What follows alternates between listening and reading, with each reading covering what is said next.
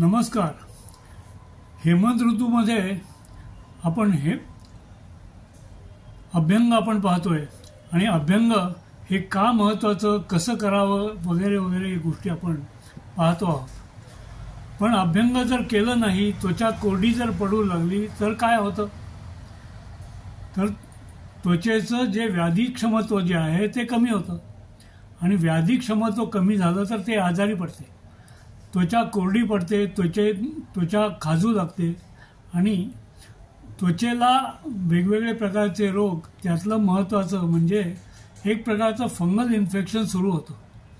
हे fungal infection आपल्याला त्वचा ओलसर राहिल्यामुळे पावसात होणारं फंगल इन्फेक्शन आपल्याला माहिती असतं, पण त्वचा कोरडी पडल्यामुळे सुद्धा आपल्याला फंगल इन्फेक्शन होतं आणि ते होऊ नये यासाठी पुन्हा त्वचा मॉइस्ट ठेवणं, त्याचं बाष्प मेंटेन करणं, त्याची स्निग्धता अबाधित राखणं हे आपल्यालाच करावं लागतं.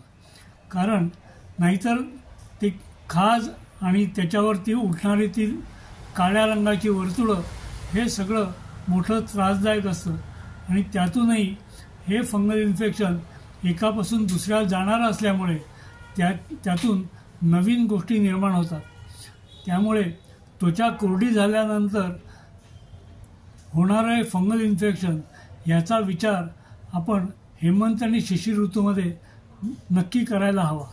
आणि ते तसं व्हायला नको असेल तर आपल्याला नियमित अभ्यंग जे आपण दिवाळीपासून एका परंपरेमुळे करत असतो ते अव्याहत करायला हवं आणि त्याच्यामुळे आपली त्वचा स्निग्ध राहिल्यामुळे आपल्याला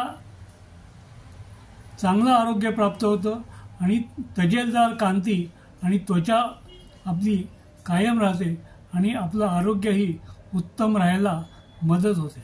बाकी पुढच्या भागात पाहू. नमस्कार.